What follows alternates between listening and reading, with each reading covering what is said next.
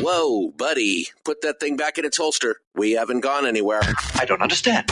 Check out the MichaelDukesShow.com for information on how to get access to the podcast. Welcome to the party, pal.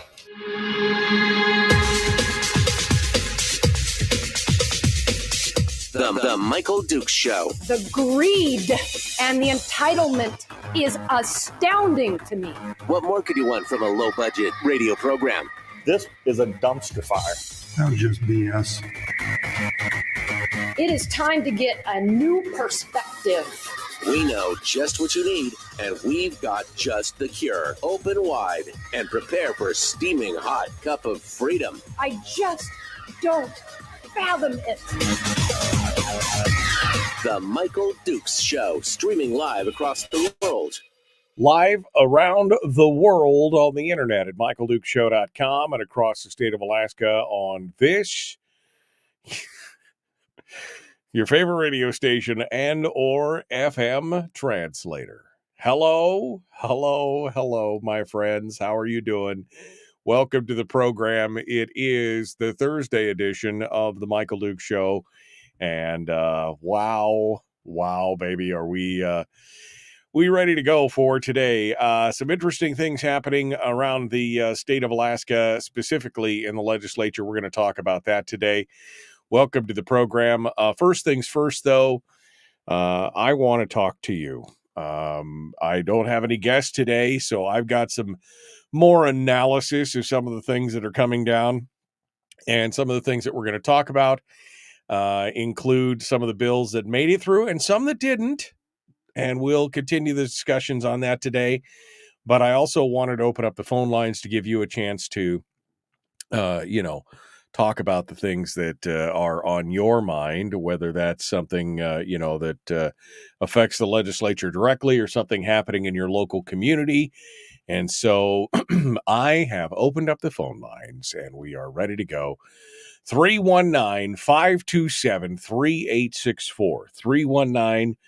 319-527-3864.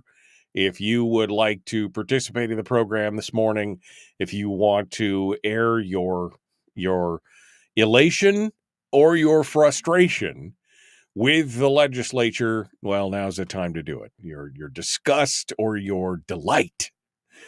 We would love to hear what you guys have to say this morning. Again, 319-527-3864. You can also drop me an email, me@michaeldukeshow.com, me@michaeldukesshow. There's two S's in there, Dukes and show. It's Dukes with an S.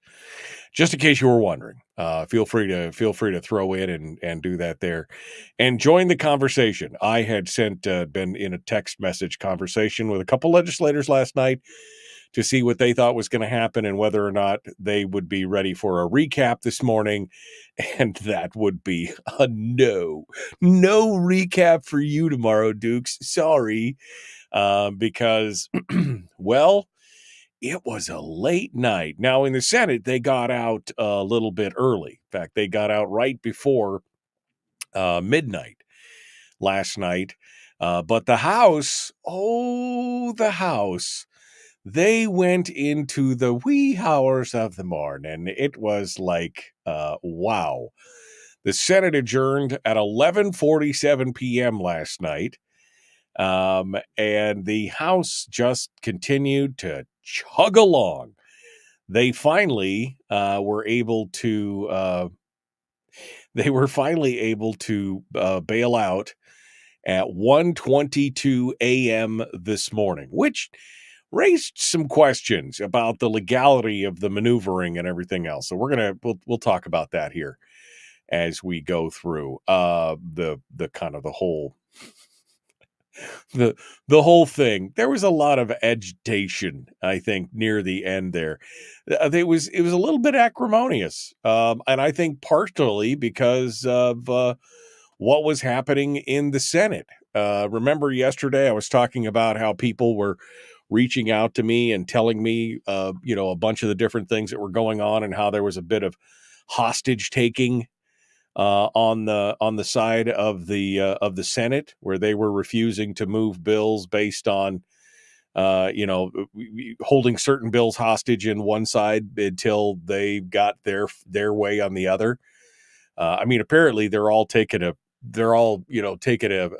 page out of Bert Stedman's book. That was just BS. He was the one that just last year was the conductor and the orchestrator of the whole holding the entire House hostage over the budget.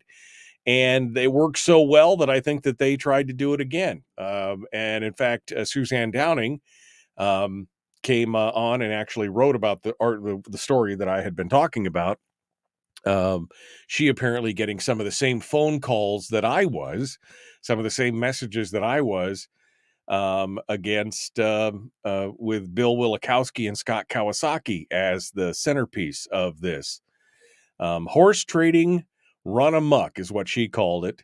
In the halls of the legislature, members of the body are saying that Senator Bill Wielechowski is holding the House hostage by not allowing as many as 9 bills to come to the floor because they're in the Rules Committee, unless the House passes Scott Kawasaki's rewrite of HB 129, which was originally a bill from Sarah Vance that was written to clean up the voter rolls. Again, this was a single-page bill that they tried to stuff a 52-page amendment into. Kawasaki hijacked HB 129 by inserting multiple bills into it with election ideas from the Democrats, including having the government pay for the stamps on mail-in ballots because, they couldn't possibly find a stamp themselves. The terms of the deal Wielechowski is said to offer the House is that it either concurs with a new version of the bill or all those House bills wouldn't be heard. And, of course, as the True Rules chair, he had the power to enforce that. And it was this is I mean, some people will say, well, this is just the power of this is just how the world works.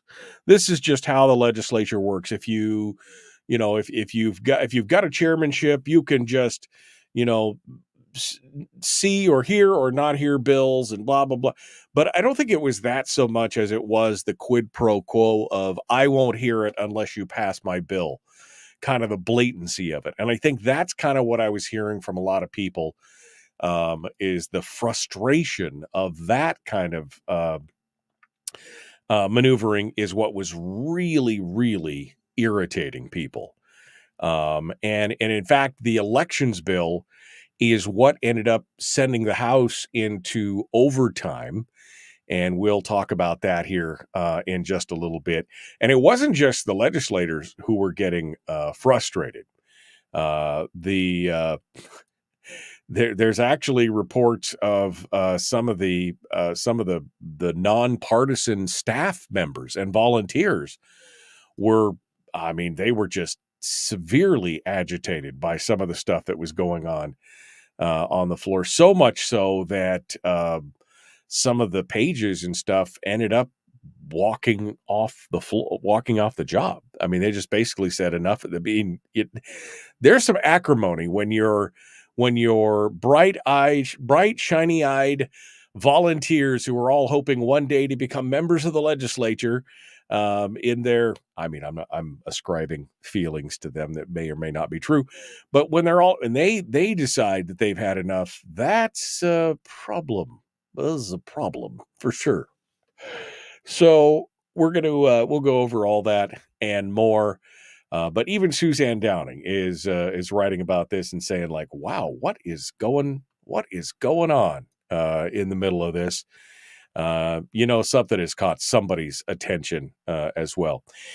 We'll also talk about the latest on the race down in Anchorage for the mayorship.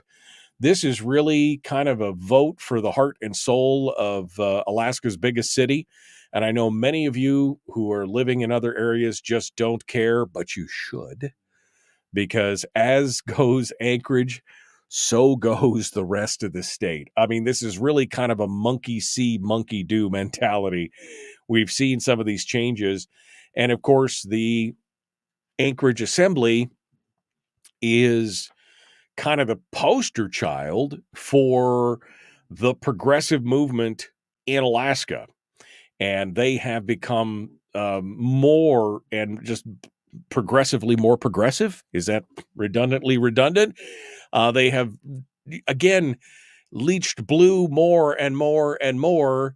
And, of course, the only line in the sand was, at the time, Mayor Dave Bronson, who was, of course, part of that whole Save Anchorage movement and one of the more conservative. I would definitely not say he was the most conservative mayor in the state, but, I mean, he was, definitely compared to the Assembly, a conservative mayor. And it's, well, let me just say it this way. It's not looking good for Anchortown. Not looking good. The new numbers yesterday showed a virtually unchanged race for mayor. The Department of Elections released new vote counts for Mayor Dave Bronson and for Suzanne LaFrance, who was the former Assembly chairwoman. On election night, LaFrance held a sizable lead. She was accounting for about 54.11% of the vote. And Bronson was for only 45% of the vote. And overnight, there was only a change of about 66 votes as they continued to count ballots. So Bronson had only claimed 66 votes of he's about 5,000 votes short right now. He's about 5,000 votes short, 4,973 lead over Bronson. Now, Bronson has been saying that he thought that he's waiting for Eagle River to kind of accumulate and to creep in there. He was pinning his hopes on the high voter turnout in Eagle River, which he had credited with helping him win the last runoff election by a narrow margin. But they've already counted a bunch of They've already counted a bunch of ballots in there. 51,000 ballots have been counted as of Tuesday night, including more than 7,000 from Eagle River. And there's only about 1,400 more from that area to count. They did have a good voter turnout, though.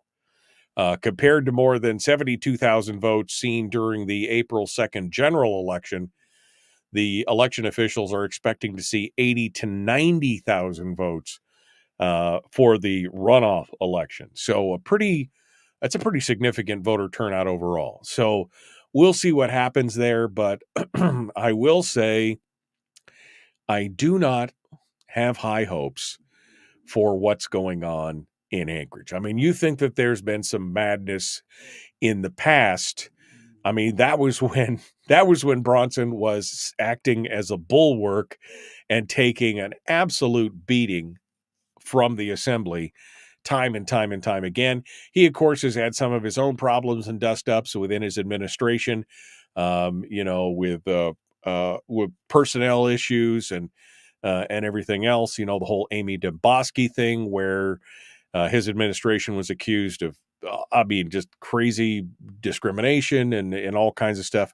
But he was at least a bulwark for the assembly to kind of crash upon. Sometimes it was merely a speed bump.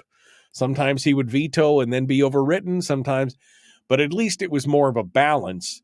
If LaFrance gets in there, which it's looking more and more likely like that's going to happen, well, it's full blue. It is like Eiffel 65 in there. It's all I'm blue. Da-da-da-da-da-da-da-da. It's like Blue Man Group. The whole thing will be nothing but blue. And then we'll see exactly how all those progressive policies will work out in Alaska's largest city. And we'll see how people vote. They may vote with their feet. I mean, it's one of the reasons why the Mat-Su is still one of the fastest and largest growing areas in the state is the exodus from Anchorage. I've talked to a lot of people in the last 5 years who have made that move from Anchorage to the Mat-Su, even with the drive and everything else, simply because they just can't live there anymore. So we'll see. We'll see what happens. All right, phone lines are open, 319-527-3864, 319-527-3864, The Michael Duke Show. Common sense, liberty-based, free-thinking radio.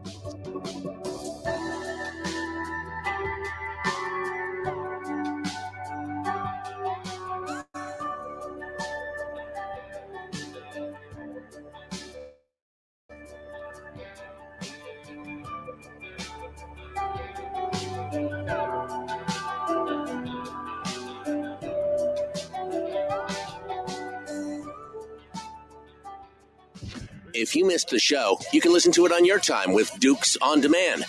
Oh, and it's free. Like America used to be. Streaming live every weekday morning on Facebook Live and MichaelDukesShow.com. Well. Welcome to Thursday. Welcome to Thursday. More. Just get ready to more. Yeah, just saying right there. More. Okay. What do we got here? Good morning. Going back up here. Hi, Dad. My dad's in the chat room. MD in the morning, beautiful day, fresh coffee, life can't be better. Well, I'm pleased to be part of it for you there, sir. Or ma'am, sir and or ma'am. Sorry, I didn't mean to assume you gender, the Veteran Party of Alaska, but just seen a pic on TV, a room full of hoodlums, Stevens, Griesel, Steedman. Oh my God. Yeah. Well, it is what it is. It is what it is. They tried to vote on stuff after midnight. Didn't really work out that way, but it's, definitely ripe for legal challenges. Let's put it that way. Ryan Wood says, call the number for more. Yeah, no, I gotcha. I gotcha on that. In fact, I need to put that on I do need to put that on a banner, don't I? Need to put that on a banner. More. There we go. Add the banner. Look at that. So now it's okay. That feels good. That feels good, man. Feels good. Feels right. You know, it feels good. Feels right.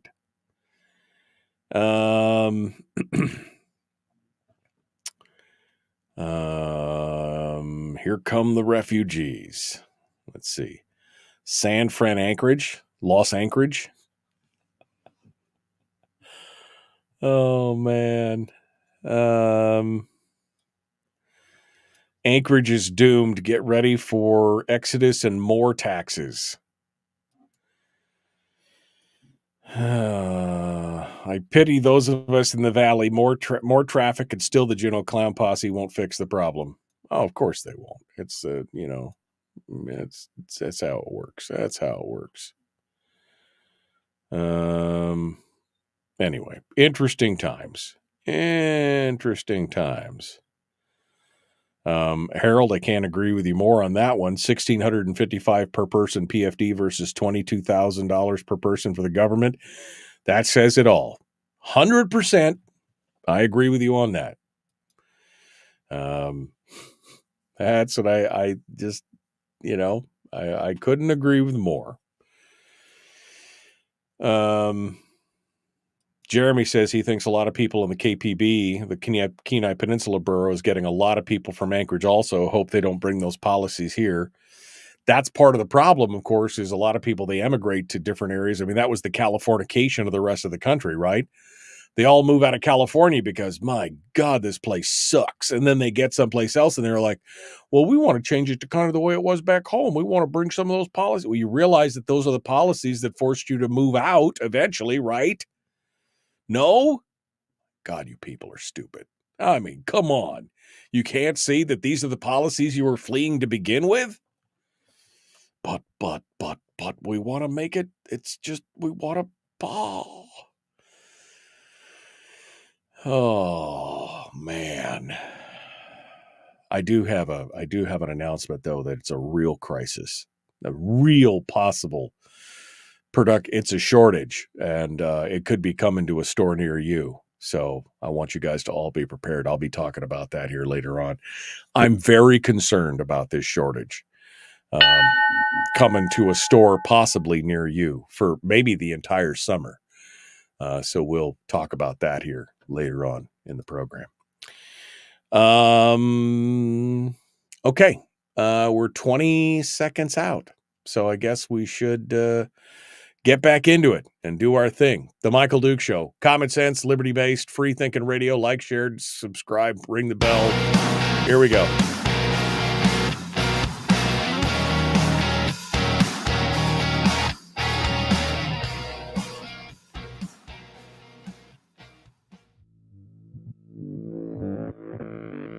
Public enema number one. Oh, wait, sorry. Public enemy number one, which makes more sense. On the other hand, he's a little bit of a pain in the Michael Duke Show. Was that supposed to be insulting? I'm just not sure. Just not sure exactly what would happen. Rick in the chat room just put it in. He just kind of summated the entire last part of the segment. He goes, just think, with a Democratic mayor and a Democratic assembly, they should be able to get a lot done in Anchorage. Yeah, no, you're not wrong.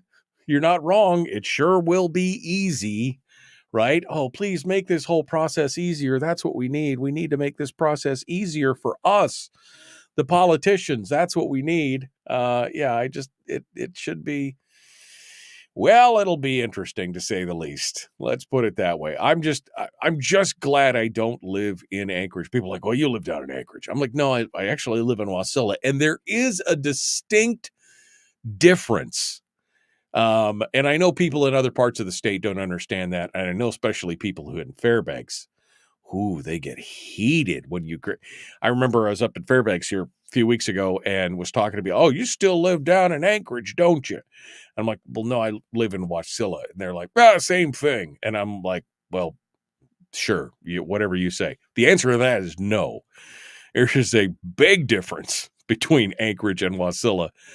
And again, it's the reason why Wasilla continues to grow at the rate that it has been growing, because it is like the last bastion of kind of conservative thought in the state. I mean, it is the reddest area with the KPB following closely behind. People are fleeing from, if you looked at it in lines on a map, it'd be like all the ants are scurrying out of Anchorage into the Mat-Su and the KPB, Kenai Peninsula Borough. And so, they're just like, let us out. Maybe we should just put a wall around Anchorage. Maybe that would help keep them in. Maybe that's what's going on. But yeah, there is a total different feel when you get out into the Mat-Su. I'm just glad I'm here and not there, because, man, some crazy stuff.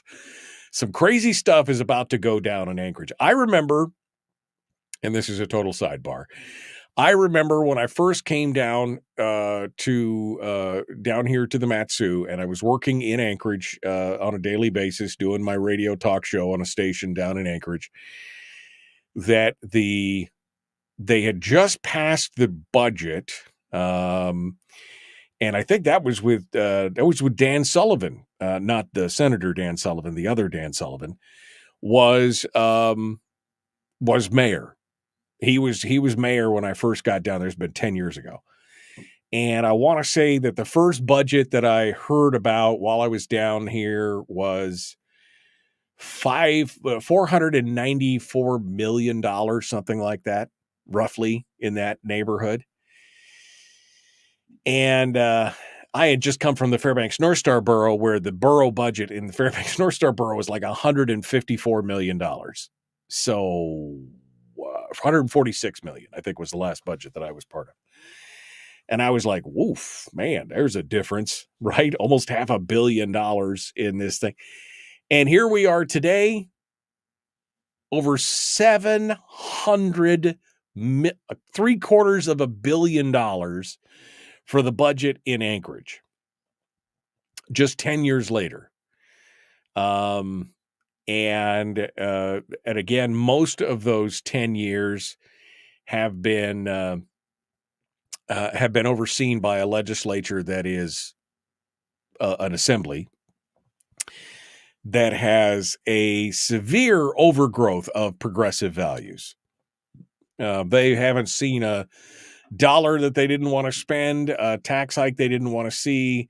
They wanted to control pretty much everybody's life, fix all the homelessness and everything else with all your money and everything else.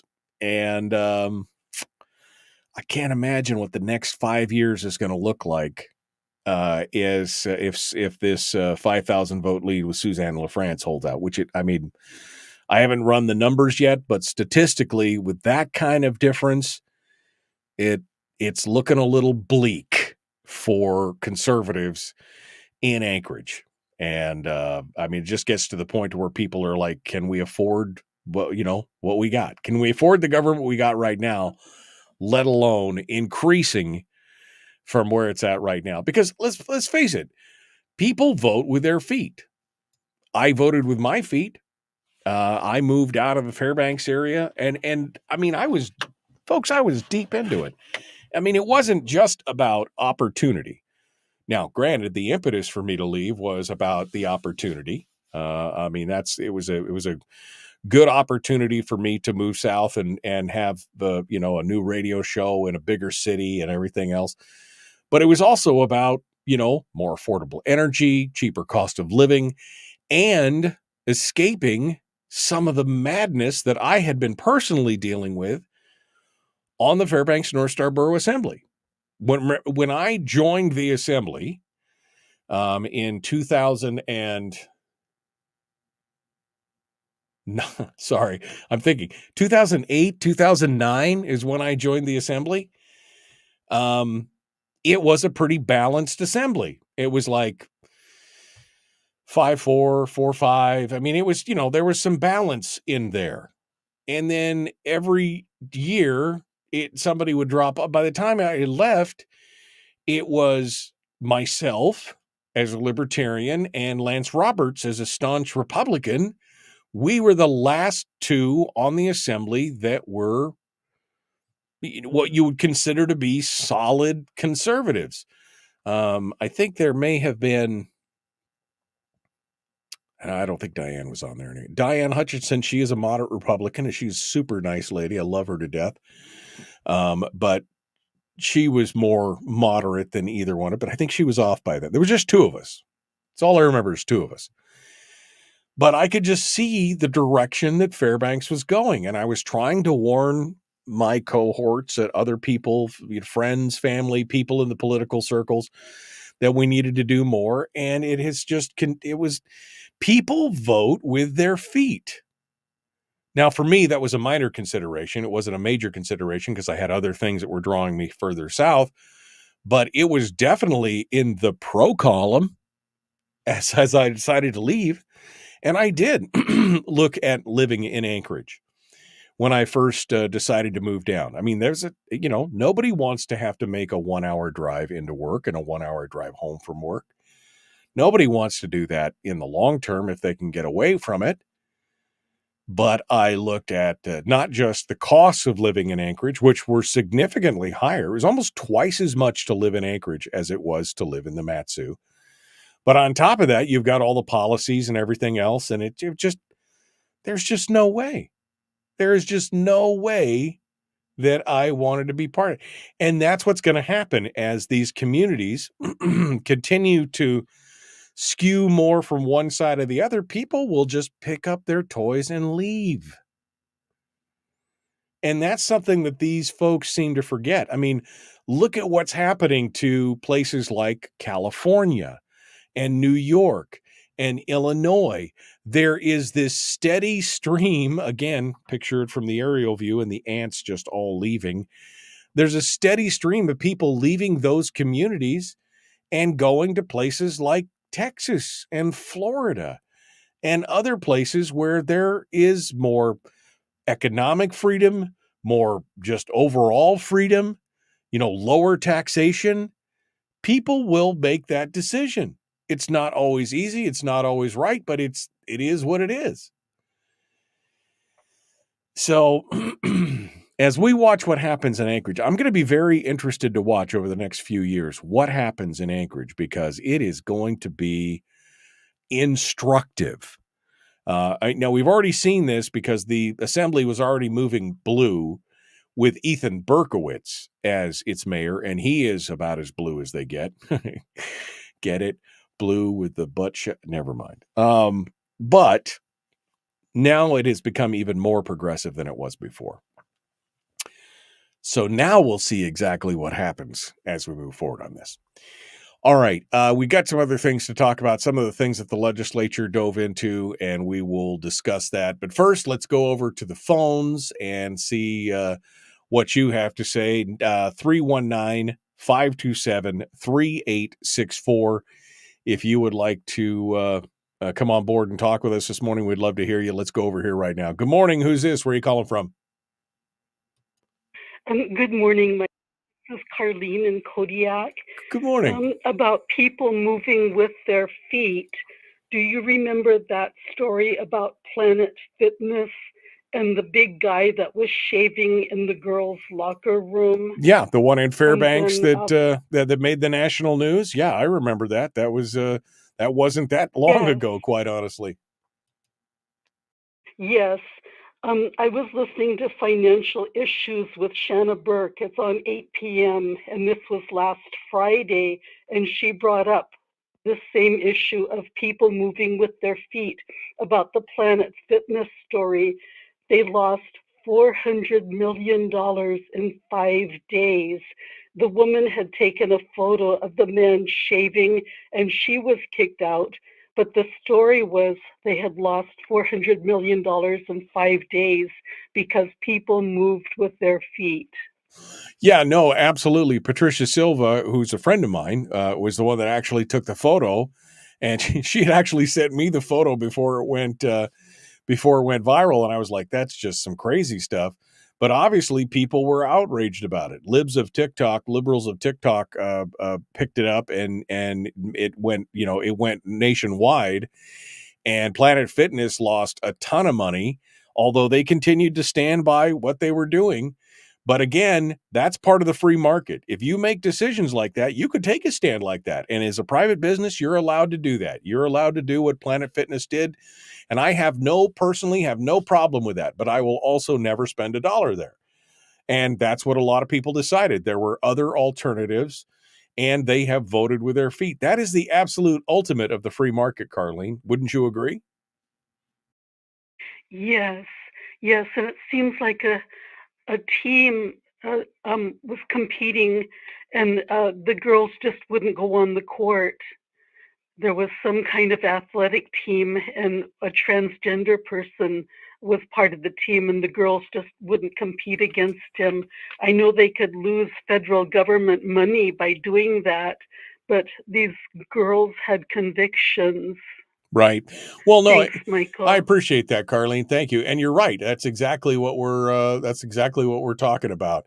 That same kind of thing where people can make a decision to where they, again, vote with their feet by not participating in the free market, in sporting events, in whatever it is, by standing by their convictions and doing something like that. And I'm just afraid that as we continue to kind of move that way here in the state of Alaska, we will lose more people. And eventually, I guess I would say they kind of will get what they want, because I think that there are many in the state of the more progressive philosophy who are more liberal or more progressive, who would love to see Alaska be more depopulated and be basically nothing more than a national park, and only have federal employees, only have government employees here to caretaker the state, and that everybody else should just go home. And to home, they mean some other state. I think that there are people out there that believe that. And of course, the philosophy of the legislature has been that the government is the economy, and they would just be happy if we were all just government employees and they were the only ones that remained, and whatever service industry, because, hey, we've got to go out to a nice restaurant every now and then, and somebody's got to pump my gas and fix my car. But other than that, there should be no economy outside of the government. I think that there are people that in their hearts probably believe that. I mean, they may never say that out loud, but they probably think that would be the ideal. And that's the direction we're moving right now. If we keep moving in this, this idea of bigger and bigger government. Harold in the chat room said, a PFD of $1,600 or $1,650 per person versus a government spend of $22,000 per person. There's your problem. That's 100%. There is your problem. $22,000 for every man, woman, and child in your house. If it's just you and your partner, your spouse, your significant other, are you getting $44,000 a year in services from the state? If it's you and your spouse and your 2.5 kids, are you getting your $88,000 a year in government spend? If not, that might be part of the problem. I'm just saying. Carlene, as always, it's good to hear from you down in Kodiak. Thank you for calling in from the Emerald Isle. One of my second favorite places in the state, Kodiak. I haven't been there in years, but I loved it. Loved it down there. Phone lines are open, 319-527-3864. Would you move from Anchorage? Would you move from the state if things continue to downgrade? And where would you go? That's a good question. If you did move with your feet, where would you land? Give us a call. Tell us about it. The Michael Duke Show, Common Sense Radio.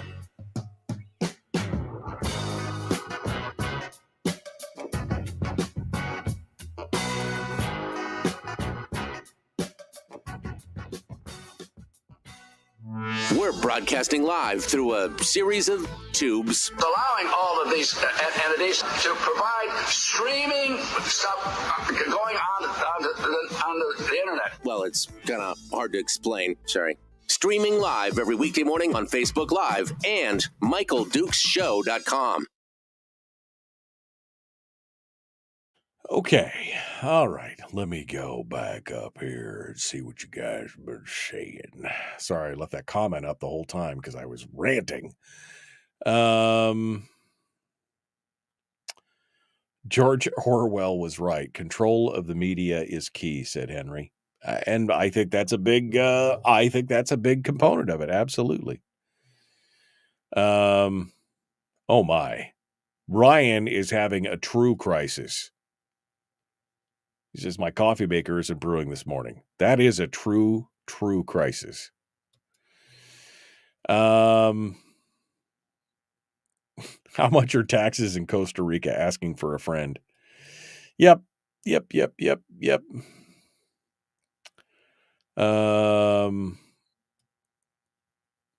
Look at the bright side. Now there'll be a sidewalk toilet on every corner. Okay.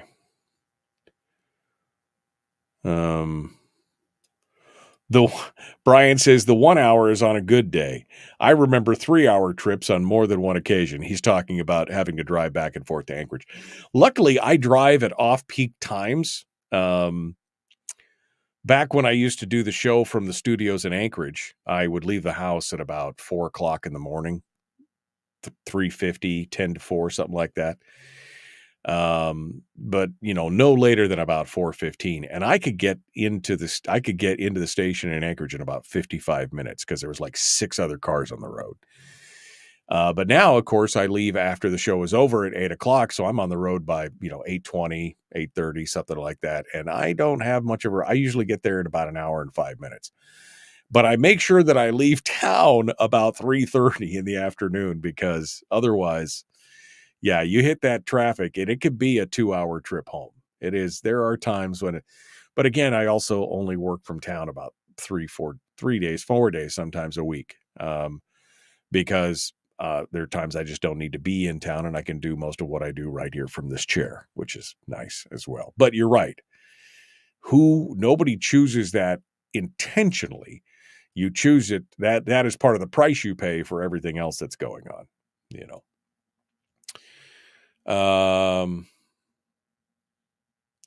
Going through here. Jeannie says she doesn't think it will take years to implode Anchorage. It's going to happen much faster. And that's a good possibility. Brian says they'll get the government they didn't vote for. Yeah. I'm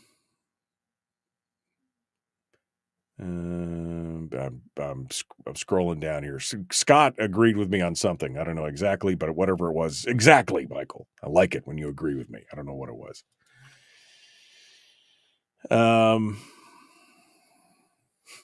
Jeffrey said, I had a park ranger tell me the tourists were destroying Denali Park. Well, maybe we should just leave everybody outside and fence it off. Maybe that's what it is. Michael says if he left Alaska, he would go to Wyoming.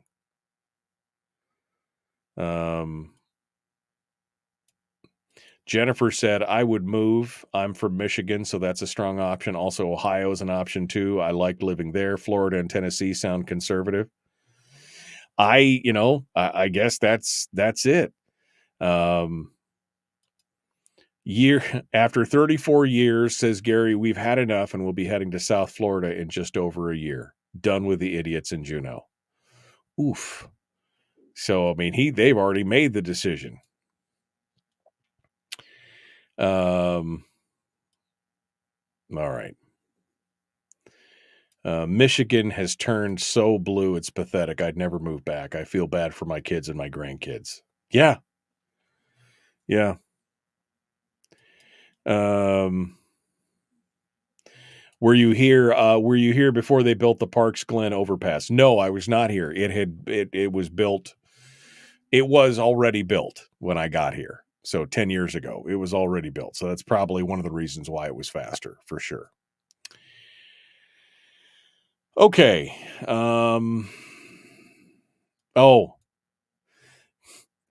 Scott says the question that he was agreeing with me on was, are you getting $22,000 worth of services from the state for every person in your household? Yeah, that's exactly it. And Bradley says, if an income tax gets put into place, there's a good chance that I would move to one of the other 6 states that does not have an income tax: Wyoming, Tennessee, or North Dakota. Yeah. Well, I mean, it's a challenge.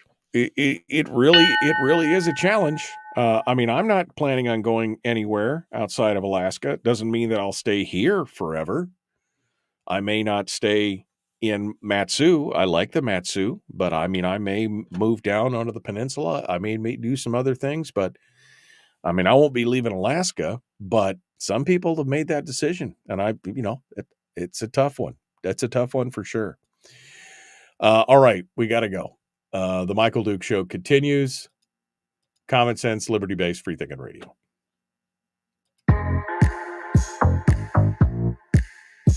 The Michael Duke Show. Not your daddy. Wait, sorry. Not your daddy? Ooh, not your daddy's talk radio. Whew. I was scared for a second. Thought we were going down. Here's Michael Dukes and the show.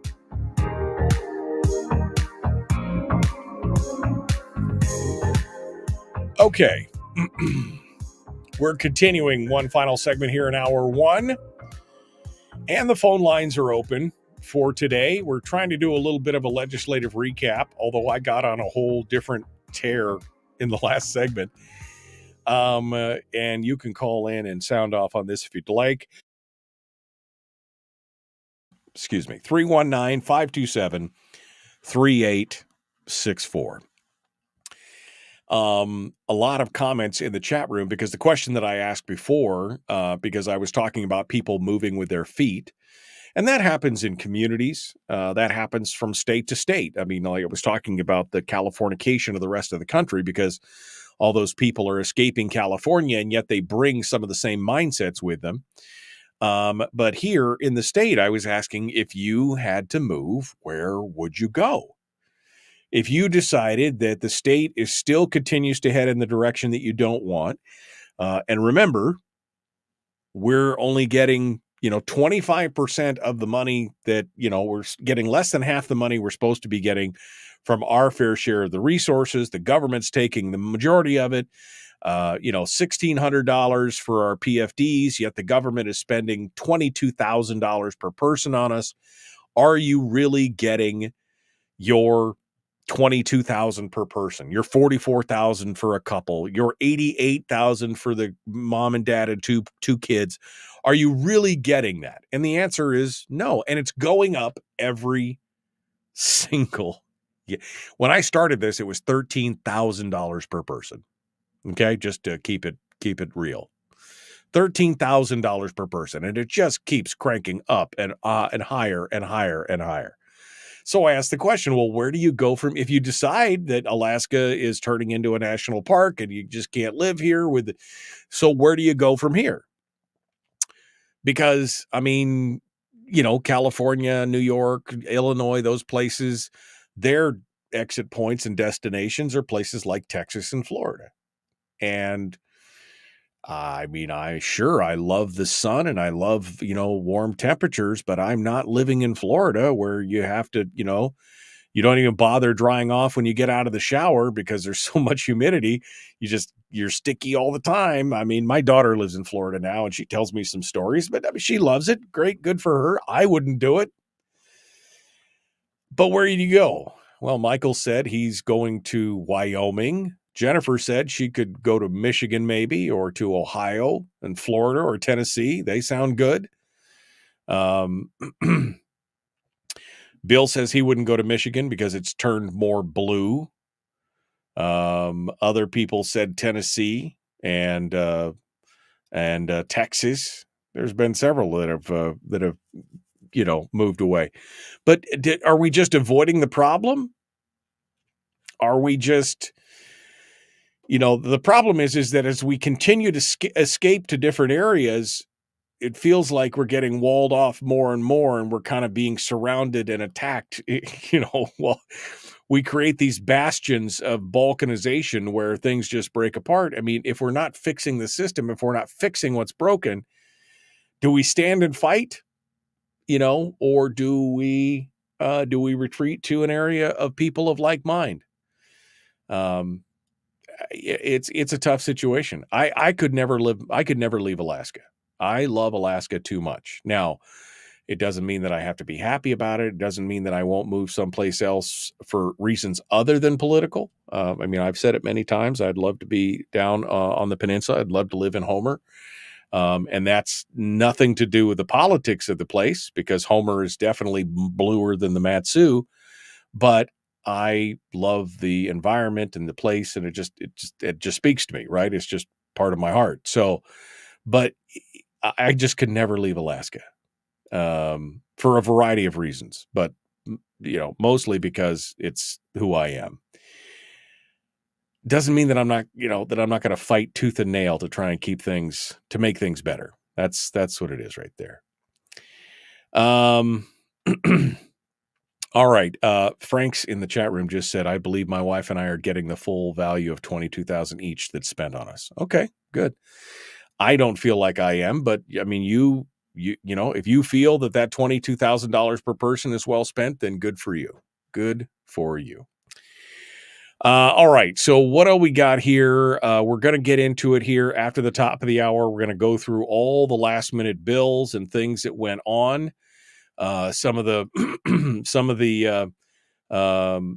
things that got passed. What held up the House there in the final minutes? What happened?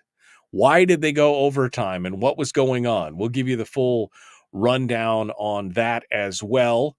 It was definitely James Brooks over at the Alaska Beacon calls it a last hour struggle. And there was a lot of anger and angst at the end there in the final minutes of the session. Because it stretched out almost 90 minutes beyond the legal deadline as to where it was. And so we'll get into that and talk about the details on that and what it means there at the end. Ben Carpenter had a few good things to say, I think, at the end of that. But it also, of course, just highlighted some of the internal struggles that were going on in the legislature all throughout the last remaining weeks. And it was interesting because the final days were so tense. And again, I get a lot of messages and a lot of emails from a variety of people, staffers, legislators, hangers-on, people who are observing. I get a lot of behind the scenes bits and pieces, right? So I got to kind of piece it all together. There were some people down there that were getting upset, and it wasn't just the legislators. And the ADN is reporting on this. In the final days of the session, there was a lot of tension between lawmakers, marathon floor sessions, and prolonged debates that sparked heated anger from nonpartisan staff. On the penultimate day of the session, several House pages, who are responsible for passing notes among lawmakers and guarding the chamber's doors during the session, walked off the job, leaving legislative staffers to fill in.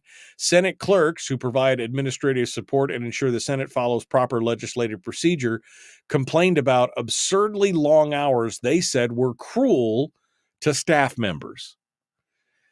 Now, I mean, it's not necessarily a 9 to 5, and you're probably getting paid pretty well, but I think it's just indicative of what was going on. They got a lot of issues and a lot of that angst and anger. And again, the holding hostage of various bills and everything else. I just think maybe politics has been this nasty for a long time, and I'm just now noticing it as I get older, or maybe it is getting a little bit more hostile than it used to be. Then again, I remember that, what was it? It was Adams and Jefferson, where one accused the other of being a hermaphrodite in the newspaper. That was pretty vicious back in the day. I mean, that was so maybe politics has always been shady as hell, and we're just noticing it, some of this, on our own as we go through. Anyway, we're going to go through the whole thing and talk about the last minute ordeal last night, some of the things that came out, some of the bills that were passed, some of the bills that didn't, and we will we'll continue and go through it all. The Michael Duke Show, common sense, liberty-based, free thinking radio. Hour 2 is dead ahead. As always, the phone lines are open this morning. I'd love to hear what your thoughts are on any of the topics that we're cranking out on, or something new if you want. 319-527-3864. I know it's not an Alaska number. I haven't even bothered to try and fix the Alaska number at this point. 319-527-3864. Give us a call. Love to hear what you have to say. Let's come on down and join the conversation. We'll return in just a minute. Hour 2 is dead ahead. The Michael Duke Show, Common Sense Radio.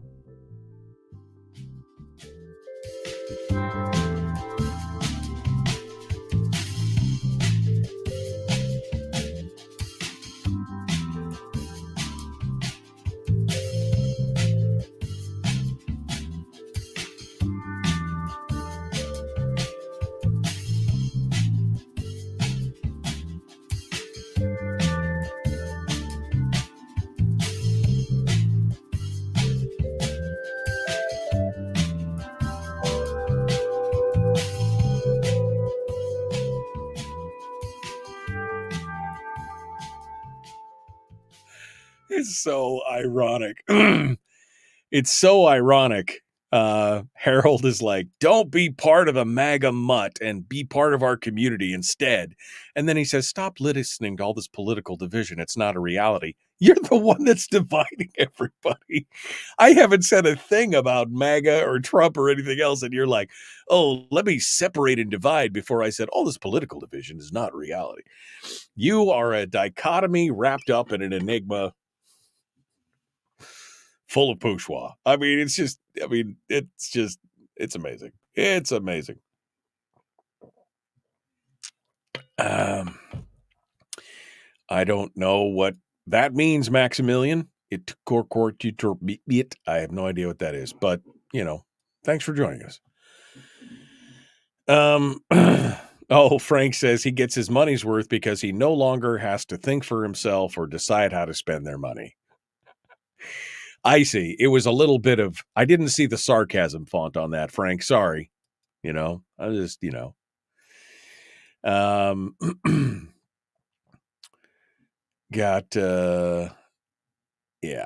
okay. I'm not getting anywhere near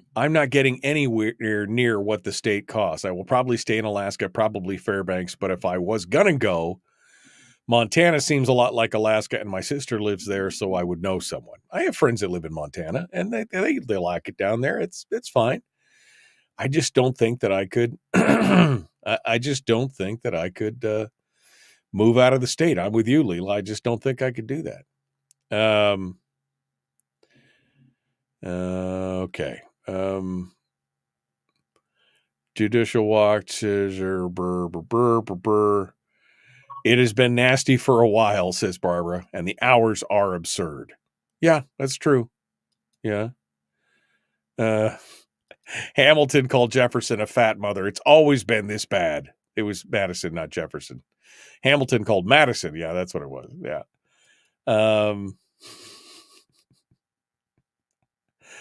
Oh, man. Leela says the pension bill, the ed bill, Kawasaki's voting bill, the budget. It wouldn't be easy to resist temptation, but somebody has to refuse to be bought.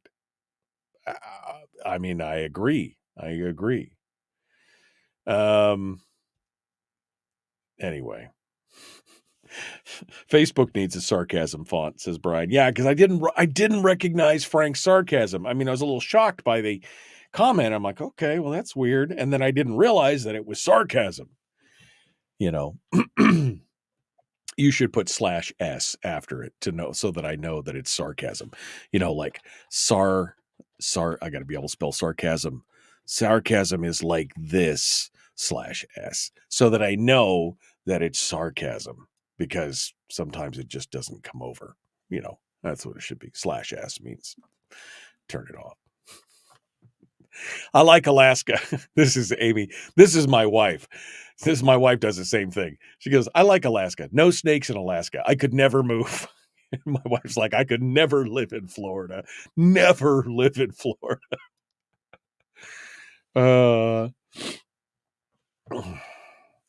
Fat Ray, and you're right. That's kind of what I was saying earlier. I mean, it was like, do we just evacuate to other places and then not stand our ground? Fat Ray says the progressives look at Texas and say, we need to move there and take it over. Conservatives look at Alaska and say, we should abandon this soon. It's no wonder who's winning and who's losing. Although I don't believe that a lot of progressives are going to, I mean, obviously Austin and some communities, but there's a lot of people who are moving to Texas who are just like, nope, nope.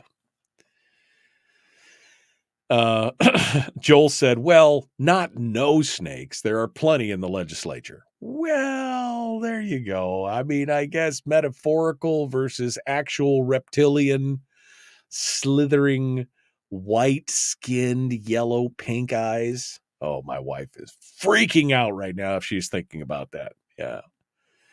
There you go. Joel wins the day. Joel wins the internet today. Okay. What else? We all caught up here? We've exposed the hypocrisy of our resident troll, and we've covered pretty much everything. What's Shelley saying here? I had a property manager. I guess we'll just read this together because I haven't read it. Husband and I had a property manager over last week to look at what we need to do to get both homes rentable. Manager said they would absolutely manage our properties. We started to make some moves as well. Sadly, the Fairbanks North Star Borough just isn't what it used to be. Nothing like it used to be. We shall see.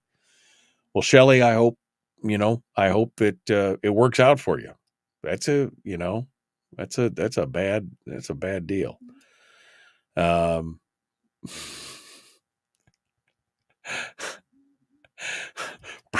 Brian was talking about that trip into Anchorage. He goes, stuck in traffic on the hay flats, full bladder and empty fuel tank. It's a bad day, but a learning experience. Always start the trip with a full tank and empty bladder and carry a range extender. You're probably not wrong, Brian. I have actually, knock on wood, never experienced a thing where I was stuck. I think the longest trip it ever took me to get into Anchorage was about 3 hours because I had to stop for a little bit. But I know that there's been people who have been stuck on that road for hours and hours and hours. And so, I mean, yeah, you're right. Always have a full tank of gas. Always carry something to drink, maybe a little food. I mean, I got a go bag, so I have most of that stuff in there. But that full tank of gas is always, don't overthink, well, I'll get gas when I get into town. No, get gas before you. First of all, you won't pay the 10 cents a gallon tax and then move on from there.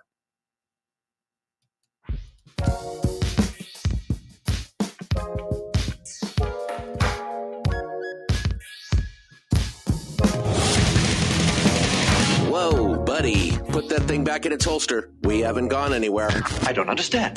Check out the MichaelDukesShow.com for information on how to get access to the podcast.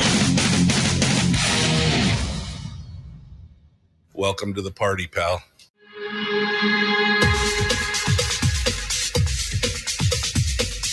The Michael Dukes Show. The greed and the entitlement is astounding to me.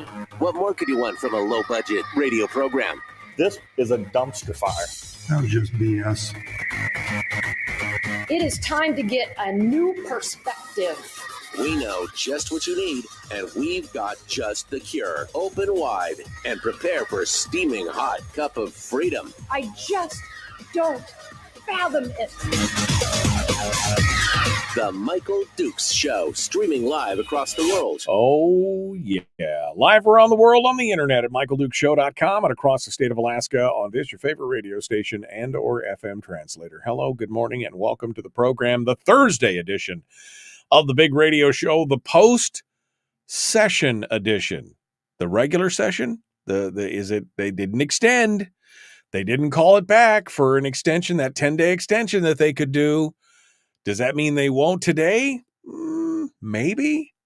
It seems like they accomplished most of what they had set out to do, but it is I think this is going to be an interesting week over the next few days to see what happens. That may be called back into session, but it went late last night. The House actually adjourned at 1:22 a.m. this morning, which actually put them beyond the constitutional limit. It doesn't look like anything was actually voted or passed after midnight, but there was a lot of debate. We're going to talk about that. The Senate adjourned about 12 minutes before midnight, and they got their work done, supposedly. And so we're going to go through a lot of the different bills and things that went on and all the accomplishments of what happened in the legislature. I've got there's several different articles that have written about it, so we're going to read through it from a different perspective on each one. But we're going to give you the rundown of everything that happened here in the last day of the legislative session, and we'll see where we go from here. I mentioned it earlier, but I'll mention it again. Yesterday, I was talking about how I was hearing all these rumors about the hostage taking on the Senate side in the Senate Rules Committee, which is chaired by Senator Bill Wielechowski. How he and Scott Kawasaki were maneuvering to try and hold the House hostage. They had 8 or 9 bills in the Rules Committee that they were basically, Wielechowski let it known that he was not going to let any of those through until the House concurred with the new election bill from Scott Kawasaki, who needs a haircut, first of all. Let me just say that. I know that's so superficial of you, Dukes. I know, but just, Scott, get a haircut, brother. Seriously, it's just anyway.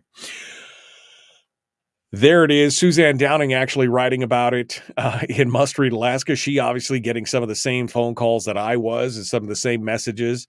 Scott Kawasaki hijacking Sarah Vance's bill to clean up the voter rolls and stuffing 52 pages of amendments into it. And then holding the rest of the House hostage on a bunch of bills that were stuck in Rules Committee. Suzanne Downing writes about that as well. You can go check that out over there if you want to discuss that. So we're going to talk about all that. We're also going to talk about, before the end of the show, I got to remember, there's a shortage coming up. A production shortage that's going to affect us this summer. And I'm concerned about this. I am worried about this because this could have an effect on my family, probably many of your families as well. But they're already announcing it right now, and it is a little concerning.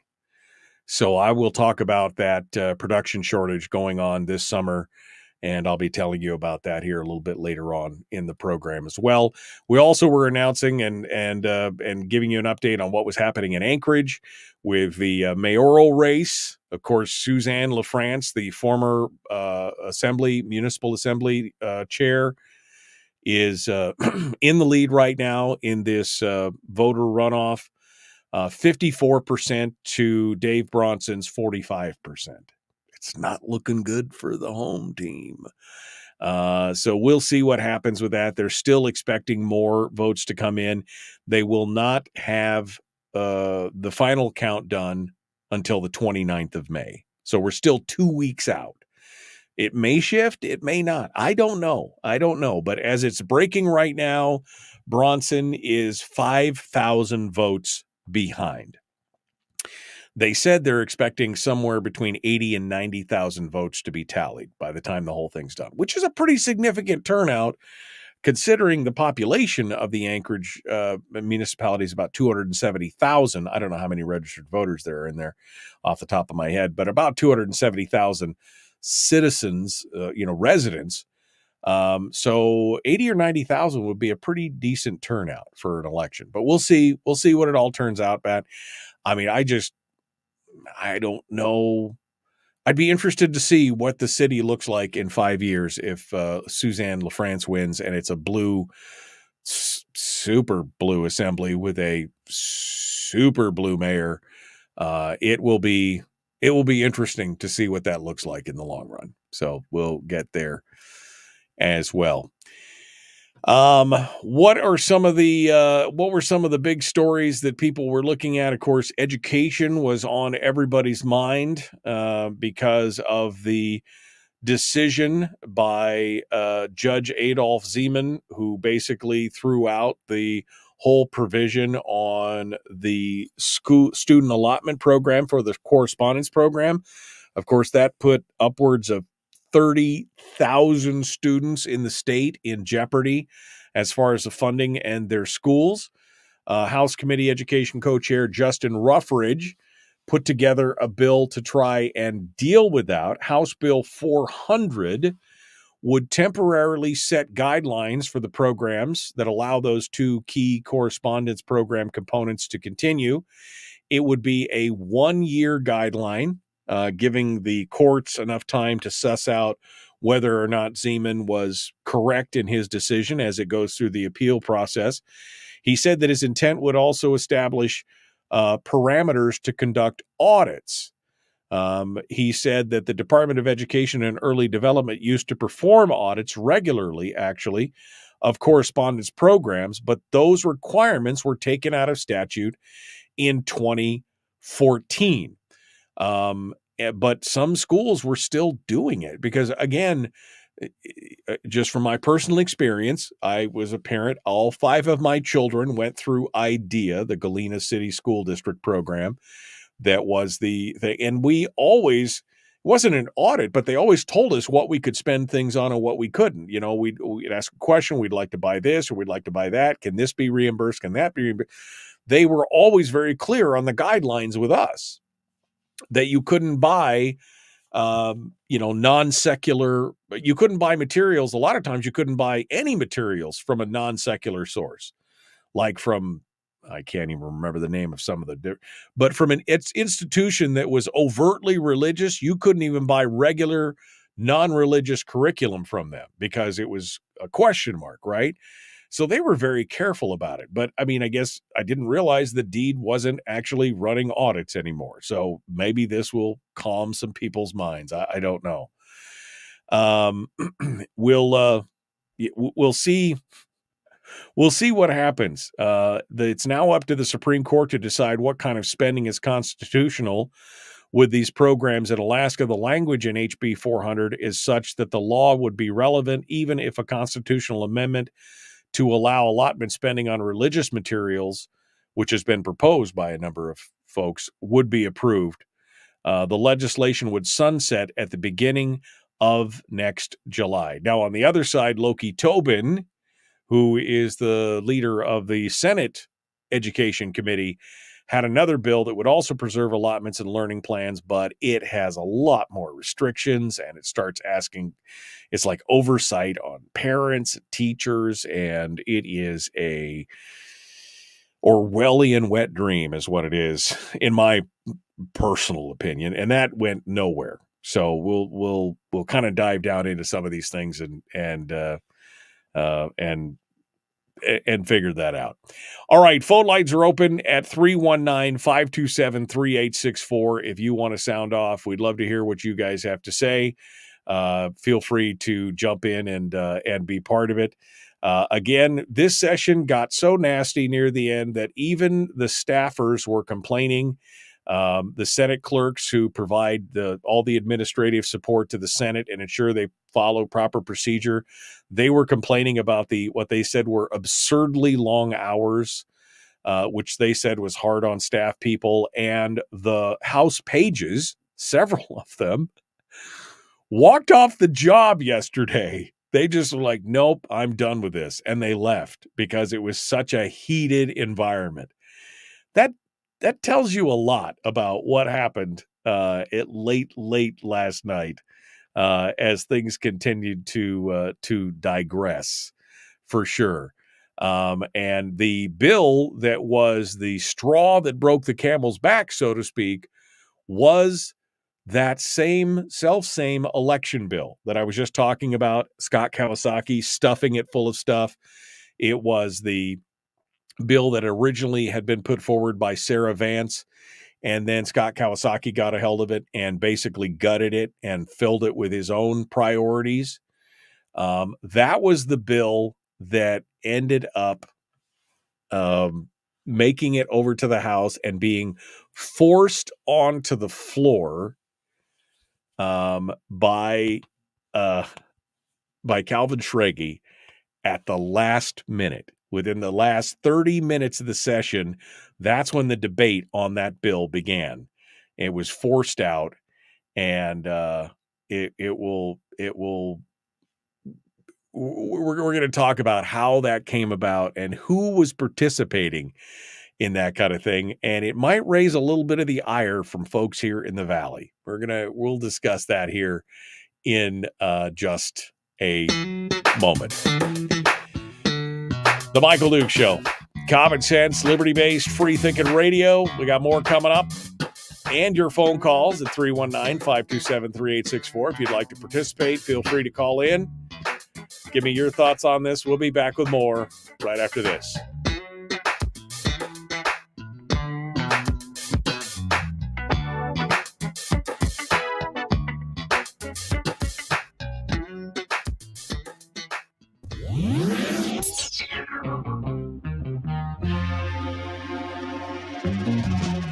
Running on 100% pure beard power. Oh, also some coffee.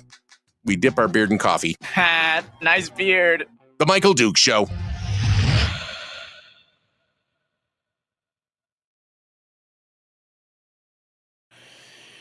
Okay. Hey, they passed the Juneteenth bill. Yeah, that's it,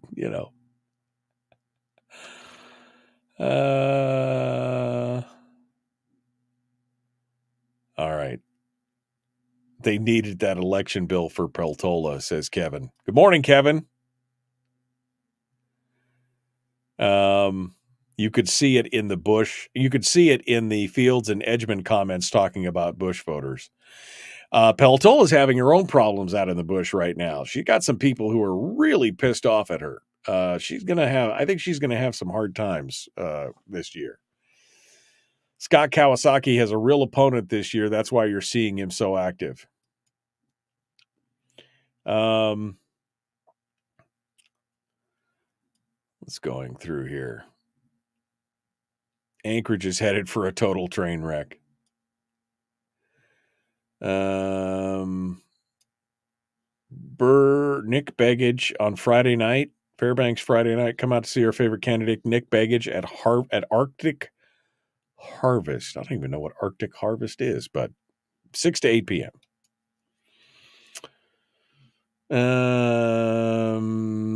Okay. Greg says, Nick has my vote, but you won't catch me in Fairbanks. Ow. Greg? Ow, man. It never made it to the floor. I think that was the homeowner exemption you were talking about, right, Kevin? Is that right?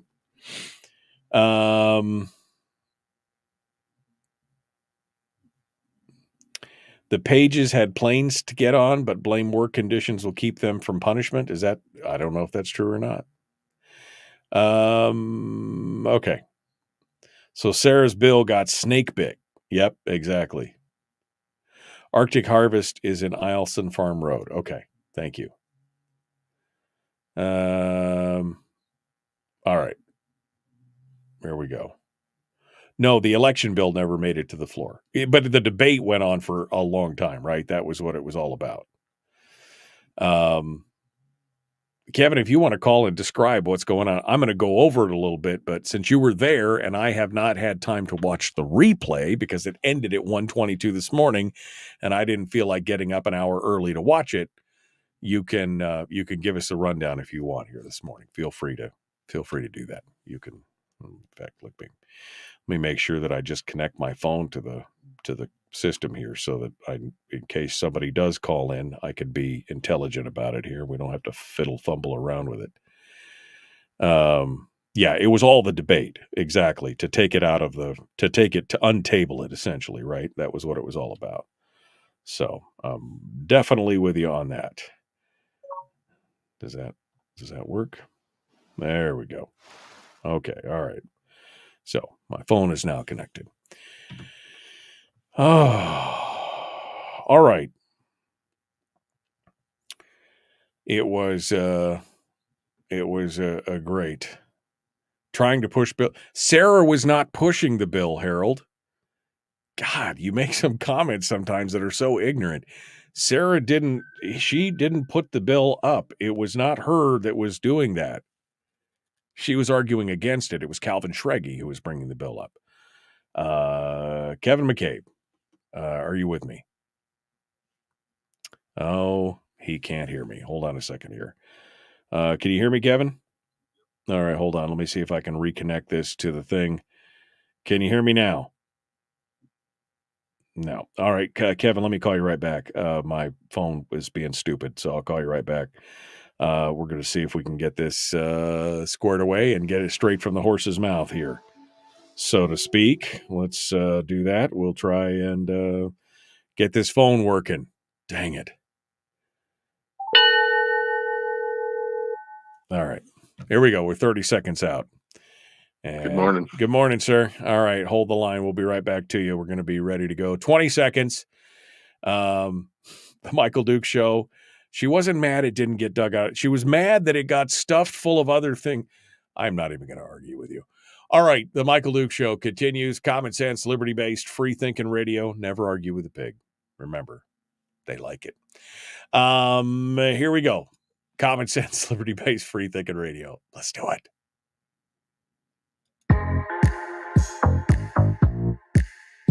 The Michael Duke Show. Not your daddy. Wait, sorry. Not your daddy? Ooh, not your daddy's talk radio. Huh. Whew. I was scared for a second. Thought we were going down. Here's Michael Dukes and the show. Okay, welcome back to the problem. Welcome back to the problem. Welcome back to the problem. Welcome back to the show. It's a problem with being up so early. Sometimes you can't talk or use your words. Well, welcome back, and we're going to continue on. We were just talking about the House going overtime last night, which was it's unusual. It's unconstitutional, even though Kathy Tilton and Edgman and some others basically said, well, there's been a few times that this has been done, and I would just say still no, not a good idea. Anything passed after midnight would be open to litigation, like big time, because it was outside the legislator's purview and everything. But I want to kind of get a replay of what happened there. And I was going to read it because I, again, did not get up early this morning to watch the 90 minutes of conversation that happened after midnight last night. Of course, I didn't even know it was going on because I was asleep, right? But instead, we're going to get it straight from the horse's mouth. Joining us this morning, probably a little bleary-eyed, but awake and alive and commenting in the chat room, Representative Kevin McCabe joins us this morning to give us the rundown on exactly what transpired last night. And he joins us right now. Good morning, Kevin. How are you, my friend? Good morning, Michael. How are you? Good. A little tired, I assume. And I'm sorry, my friend. I'm sorry. It's probably a rough night last night to get down and come back here with just a few hours sleep. Yep, and got to clean the apartment and get ready to go. So yeah, quite the day today, I suppose. Getting in and out. But I mean, there was some good work done last night, but let's talk a little bit about what was happening. This election bill really it caused some waves, not because of what Sarah Vance put into it, because it was essentially a 1-page bill or 2-page bill that would have just cleaned the voter rolls, right? Because we've got 106% of registered voters or something on the books right now. And instead of, passing it or creating their own bill, Scott Kawasaki stuffed it with, it was an omnibus. It was a Greyhound size omnibus. It was full of different stuff. And then they basically said, take it or leave it. But it was in the round file. It was dead. It was tabled. So tell us what happened last night at about 20 minutes to midnight with Calvin Schreggy and company. Give us a rundown of what the last 2 hours of last night looked like. Sure. So when a bill comes back from the Senate, so a House will send an election bill a bill like Sarah's election bill, HB 129, over to the Senate. if they make changes to it at all, it has to come back to the House for our concurrence with those changes. And when it does that, it gets put in a file, a red file in our drawers called a limbo file that actually is sort of supposed to belong to the majority leader. He's supposed to be able to dip into that file anytime he has a chance and pull a bill out for us to discuss and vote on on concurrence with the Senate's changes. So, like anything else, it's subject to the rule of 21, and Calvin about 20, Shraggy about 22. Midnight last night, when we hadn't even considered the budget yet, motion to pull HB 29, the Senate committee substitute for HB 29 out of the limbo file. And surprisingly, it failed on a 2020, which is a really, really slim margin for failure. And so that, I think, gave them the idea that there might be a vote that they could pick off to get the thing onto the floor so that they could vote on it. And keep in mind, they have changed this. They stuffed an AI bill into there, except they changed AI from deep fake to synthetic media, and they really butchered that one and stuffed it into this election bill. And then they changed the election bill to be something it was not. And it appeared, if you listen to Zach Fields and Bryce Edgman's comments, it appeared to be directed at Bush voters, native voters in the Bush that might, and people with English as a second language, and elderly people and that kind of stuff. I mean, that's what they're saying. But at the end of the day, I suspect it was about helping Mary Peltola in Bush, Alaska, to get voted in. So Shraggy brings it up. It fails on a 20-20 vote. Then there was another vote that took place. Right, this time, Representative Jesse Sumner from Wasilla says okay and brings it up for discussion, or brings the discussion forward. How did that work? Well, after it failed the first time, we just had to get to the budget. So we when that failed, we immediately went and started working on the budget and trying to get that all fixed.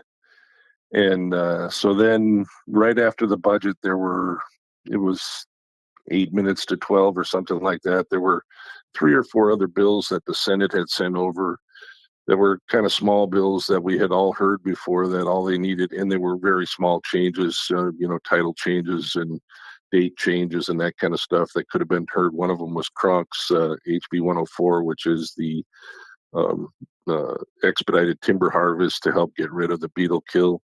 One of them was my HB 29, the insurance discrimination bill, preventing insurance companies from discriminating against elected officials.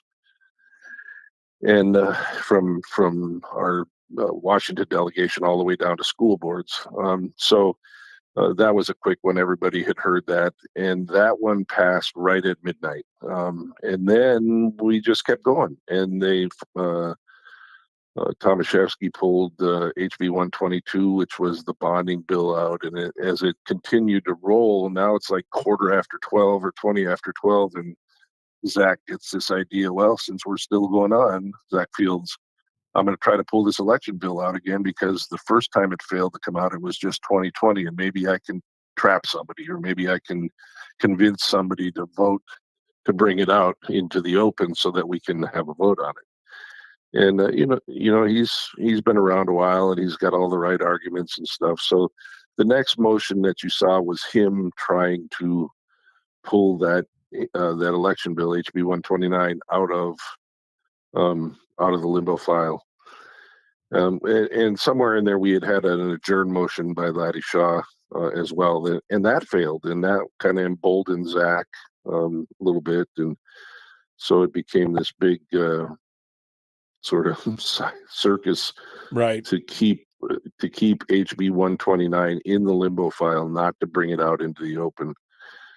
So that's all the debate you'll see with Sarah Vance standing up, and Delana stood up, and I stood up, and Carpenter, and argued about the unconstitutionality of what we were doing. And at the end of the day, It was, I think, what you're hearing, or maybe you've heard, is we tried to adjourn sine die a couple times, and that failed. It failed under 2020, and so we needed one more vote to actually adjourn. And so there was lots of discussion that centered around that. And so at the end of the day, that's how we did it, is we adjourned out from under Zach Field's second motion to pull that out of that HB 129 out of the limbo file. So.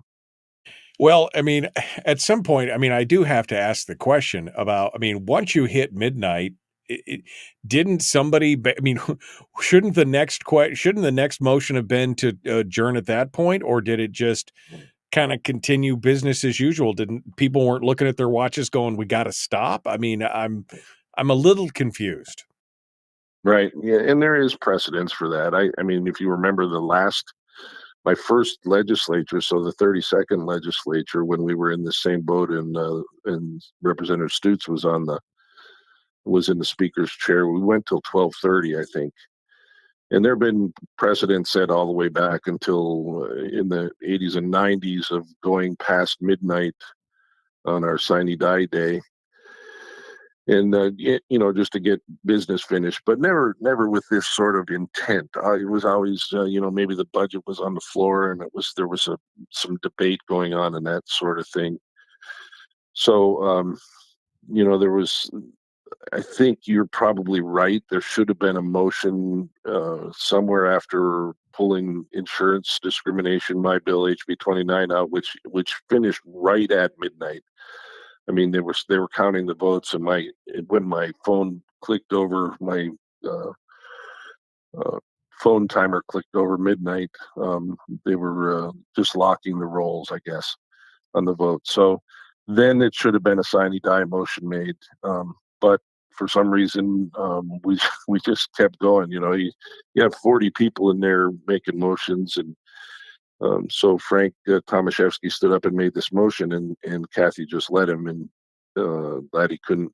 Our intent was always to have Laddie, because it's his last time, make the move for sine die, and Kathy couldn't get to him because of all the everything that was going on. So she called on Frank, and he made a motion, and then it just kind of continued from there. And Laddie did, I think he made the motion to sine die like 4 times. And they keep pushing it out. This election bill seemed to be important. I mean, I heard all kinds of things from a variety of sources about this discussion on the Senate really wanted the House to concur on this.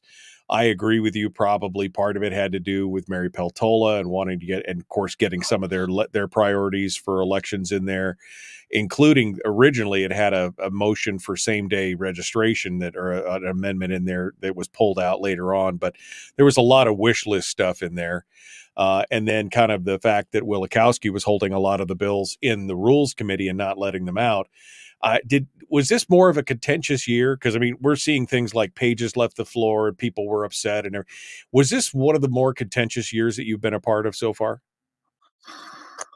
Yeah, well, the first 2 years, of course, I was in the minority, and it was my job to be contentious and obstructionist, I guess. It's this year, both legislatures were kind of slim majorities. The first 2 years I was in it, they had a 21 majority, and we were a pretty powerful minority in that respect because we could get in the way, especially with the 3/4 votes.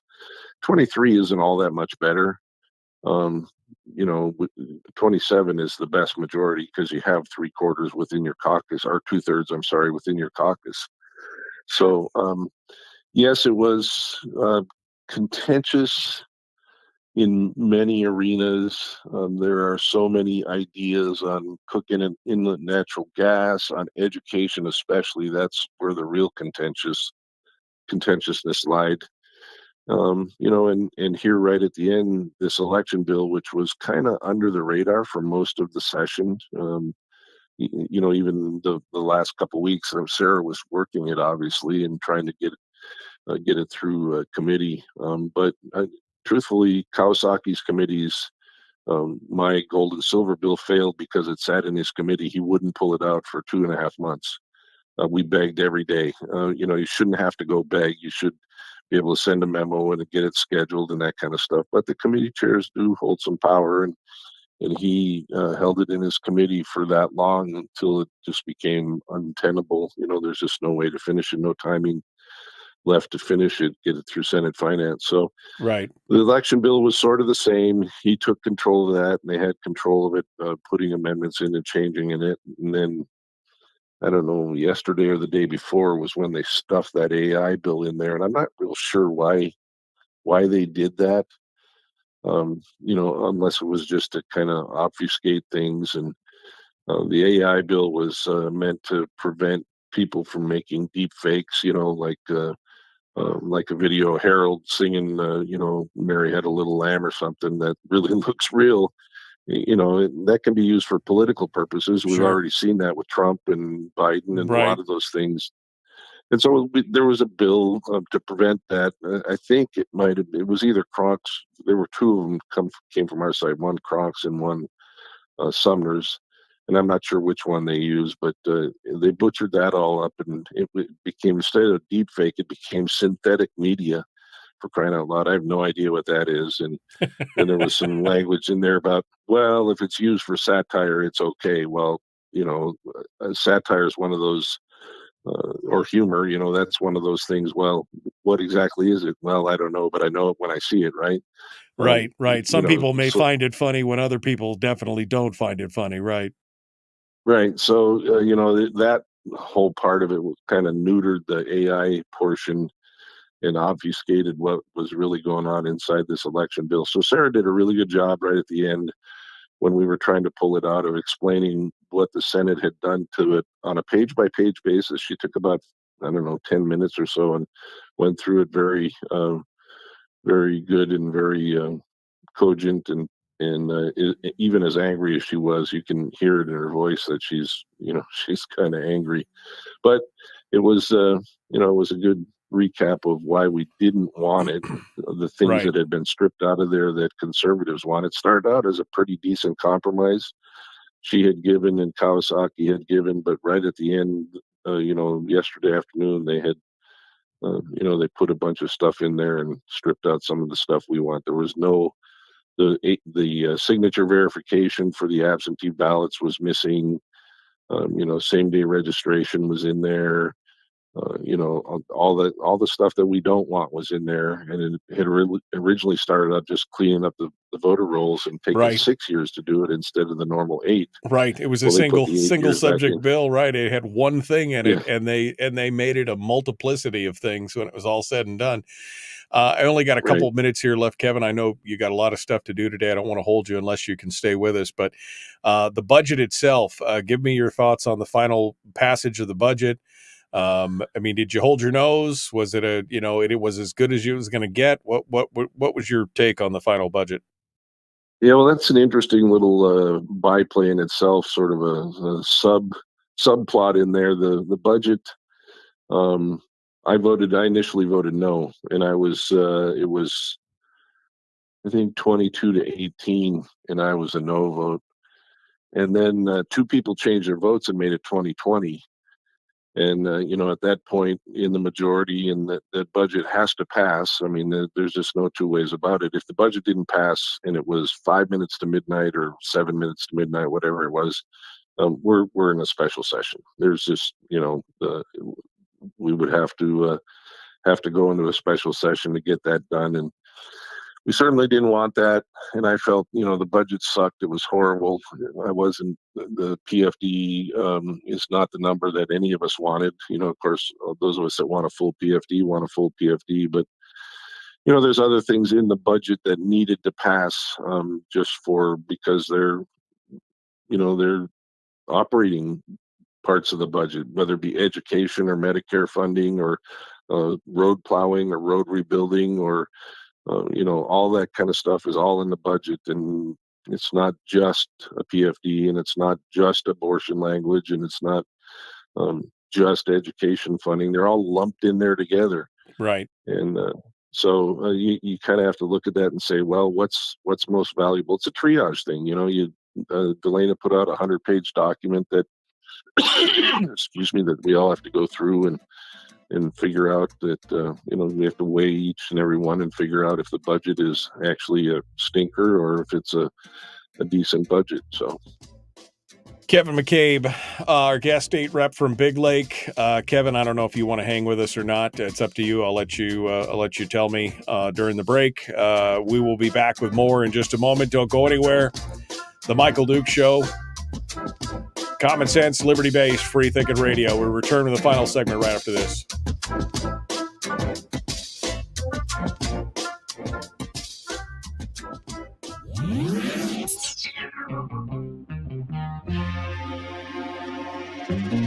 Listened to by more staffers in Juneau than any other show, because their bosses told them to.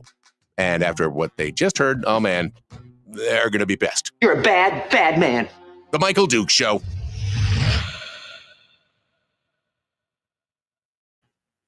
Okay, Kevin McCabe, our guest here in the room. I don't know if you want to stick with us, Kevin. I know it's you got a lot of stuff to do today and everything else, but I want to make this point, and I'm not trying to put you on the spot or anything, but the bill to pull the election bill out of the dead file, out of the limbo file. Yeah, the limbo file. It was a standoff at 2020 until.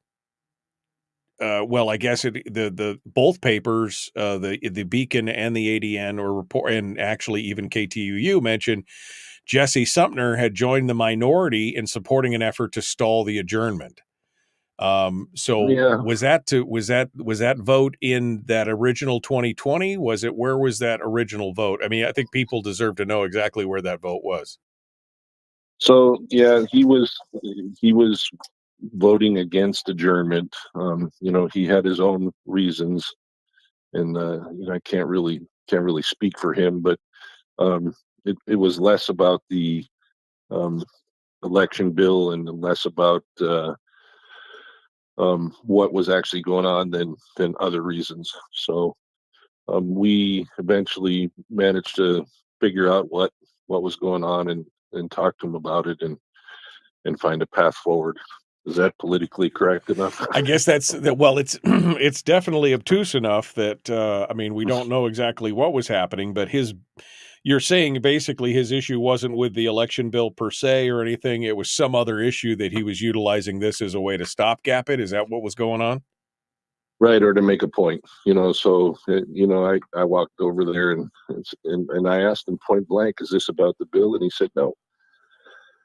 And so at that point, I realized there was another issue, and we had a long conversation and figured out a path forward. So that's oftentimes I've had to learn that myself. That's politics. You have to figure out. You have to get to the bottom. You have to identify what the problem is before you can solve it. Right. Exactly. Well, it's interesting. Any bills that passed after midnight could face some legal scrutiny, I would think. As you said, I can understand running over the top of the hour if you're in the middle of a debate, especially on a bill like the budget or something. But once a bill is finalized, the next motion should be to sine die. And so I question, do you think there's going to be a problem with this in the future where people go back and say, well, that was not passed during the session kind of thing? There could be. I think it depends on the bill. So if this election bill had come out and if it had passed, you can just about guarantee that, well, first off, I don't think that the governor would allow that, but I could be wrong. But if somehow it got passed, you can be certain that the nationwide conservative groups that are sort of monitoring our elections would have provided money to take this to court. That's sort of always the key, is you have to see if you have the money and the donors that want to take it to court. But I think since it didn't pass and didn't come out, and the bills that did come out that got passed after midnight were sort of Alaska-centric and dealt with like the railroad. The railroad's not going to sue the state because the railroad bonding bill passed at 10 after midnight. Nor would I don't think there would be any outside entity that would sue to say, no, you can't do that. I mean, the Alaska Railroad's our corporation. Right. So the answer to that question is no, but the root question is, could there be a lawsuit? Absolutely. And there has been in the past, and we've lost, where we did some legislative work after midnight, and it went through the courts, and the court said, no, legislature, you didn't do this right. And right. It's not within the it is bounds of the Constitution. That's how it is. right. So. And so in this case, I think that there won't be any lawsuits, but absolutely the Constitution has to be our overarching document, because we obviously can't manage to follow the statutes. So he can't even follow the Constitution sometimes, let alone the statutes. I mean, it's insane to watch, but there you go. It's even worse from the inside, if you want to know the truth. Yeah, I know. So, Kevin, anything else you want to cover, or are you done for this morning here? I don't want to keep it. I just want to remind you that the actual quote is that never wrestle with pigs, because you both get dirty and the pigs like it. Yeah, that is true. That is, I did not give the full and proper quote. You should never wrestle with a pig, because you both get covered in pig stuff and the pig likes it. That's the thing in the end. So, all right. Yeah, we weren't, there's lots of stuff, Michael, that we're not happy with. So I can hang around if you want. Okay, well, let's hang around. We'll talk about that real quick here before, but I do want to get to this shortage, because I have a real issue with this. We're going to talk about that at the last minute. Kevin McCabe is our guest representative from here out in the Big Lake area. We're going to continue the Michael Duke Show, common sense, liberty-based, free thinking radio. Like, share, subscribe, ring the bell, do all the stuff. Here we go.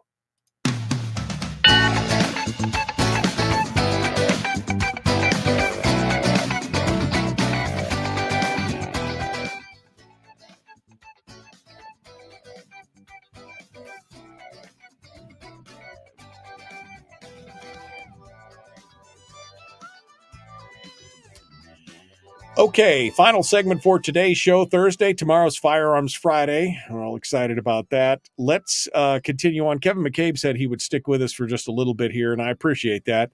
We were just talking before we went to break about how, the budget it sucks. And there's a lot of things that the majority is not happy about. Maybe Kevin wants to go over a few of those things and some of his final thoughts here on the final days of session. Before we let him go. That we knew, I think going into this, we knew, Kevin, that this session was going to be a rough one because of the makeup of the majority in the Senate and a lot of the moving and shaking that was going on behind the scenes. We knew this was going to be a tough year. But what are some of the other things that, you or the majority or, kind of in general, the group is dissatisfied with in the long and the short of it here?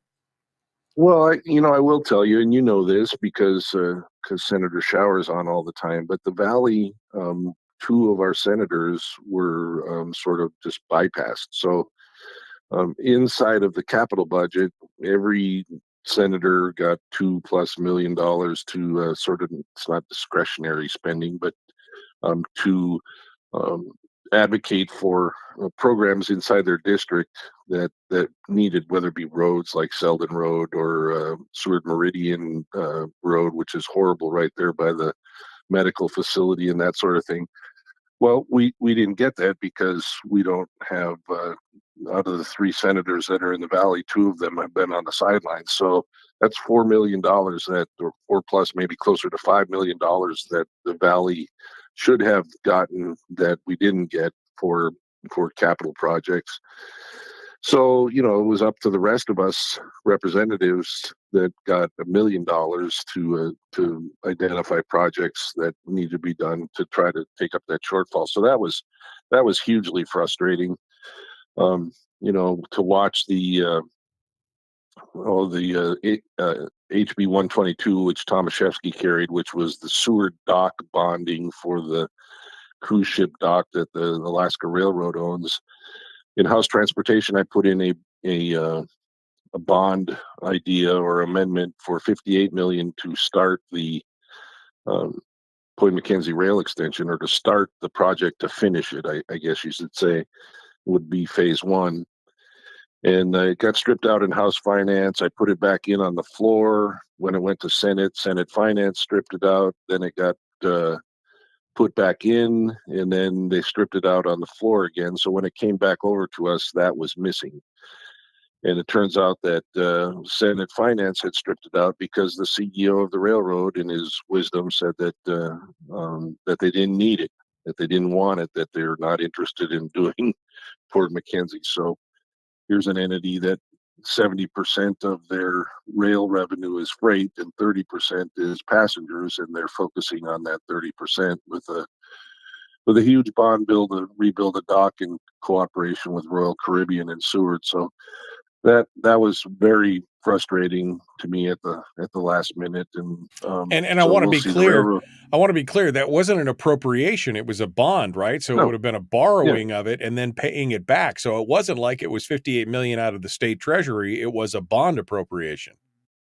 Right. So the railroad, because they're a corporation of the state of Alaska, that we own them, they have to come to the legislature if they want to bond and get our permission. And so that's what they did for the Seward dock. And we said, yep, it sounds like a good idea. You got a finance plan. You got a way to repay it. You have an anchor tenant. It sounds really good. And then we said, oh, and by the way, railroad, you should be looking at finishing Port McKenzie. So we are going to authorize you a bond of $58 million, which is what you've identified as phase one of this project, to start to finish up what you started in the first place. And so it was frustrating that it was taken out. It was even more frustrating that it was taken out because the CEO of the railroad said that he didn't want it, he didn't need it. And remind me how much we've spent on the Port Mac expansion for the railroad already. Right. Yeah. So that state money into that is $184 million. So we've already spent $184 million, and they don't want to finish it. I mean, a certain amount of that is siloing. It's the Anchorage reps, Anchorage senators mostly don't want Port McKenzie to be finished. They don't want any competition from Port McKenzie, and we're not trying to be competition. We want to be a partner doing things that the Port of Anchorage can't do, or the Port of Alaska rather can't do. And they just can't seem to understand that, and so they see Port McKenzie is a huge threat, and they know, like I do, that the key to finishing Port McKenzie is getting the rail spur done. And, it makes it, some of that stuff makes no sense. And again, with a capital budget, how many millions of dollars got pumped into the Long Trail in this last capital budget? I mean, and how many millions have they taken in so far? And I know Shower was talking about, he was looking for just $100,000 for a clean water project for one of his communities in his district that was a small community that had problems with their clean drinking water, and he wanted $100,000, and they smacked him in the face and said, shut up and sit down, you can't have it. And then they gave $1 million something to the Long Trail. Yeah. Well, what he's talking about is HB 114, which was my bill to get increase the Village Safe Water Act up to 1,500 from 1,000. That would have opened up Talkeetna for a well house. But it is frustrating. The Long Trail, there's some things that people need to know. You need to look into. Yes, $1 million, more than $1 million, I think. And it's hidden so well in the budget. They're doing it in pieces. 500,000 here, 200,000 there. This is an Eagle River Trail, and then in parentheses it says to connect to Long Trail, and you really have to ferret those out to find that. And it is well over $1 million, but people don't understand that Long Trail has like a 500-foot easement on either side of a line, so it's 1,000 feet wide.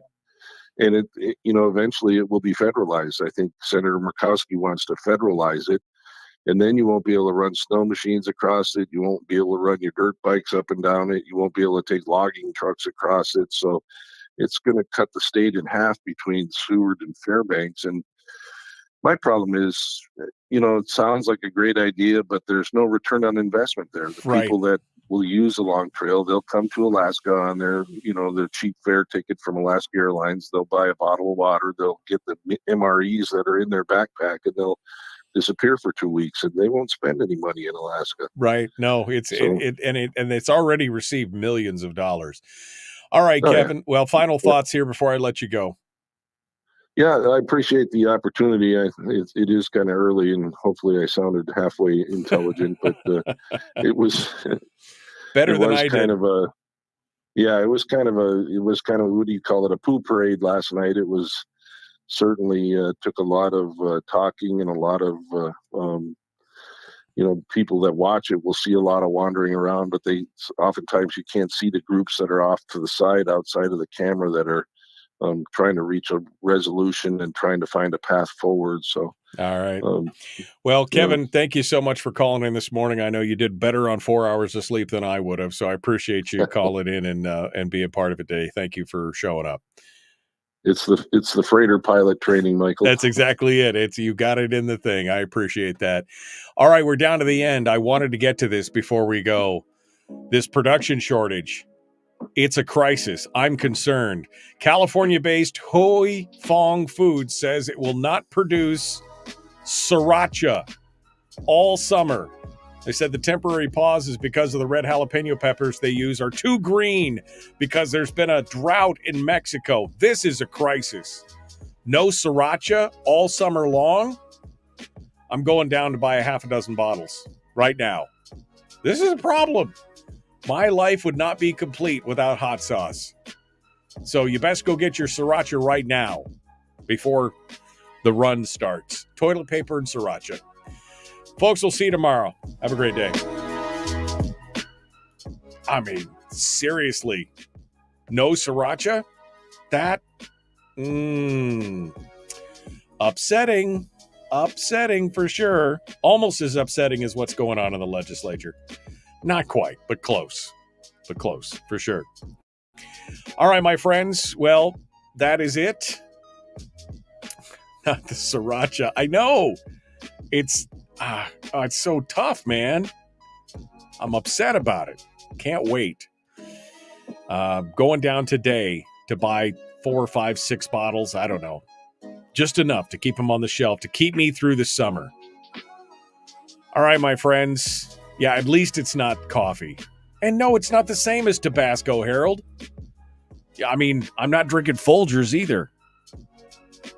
Oof.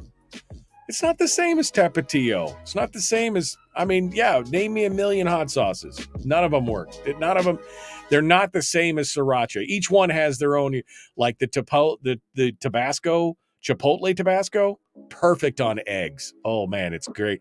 Sriracha, lots of different things. I mean, each one has, I've got a whole thing of hot sauces. Each one's got a different use. But that sriracha get used a lot around this household. So go get yours today before it's all gone. All right, tomorrow is Firearms Friday. We'll see you tomorrow. Be kind, love one another, live well. We'll see you guys then. Have a good day.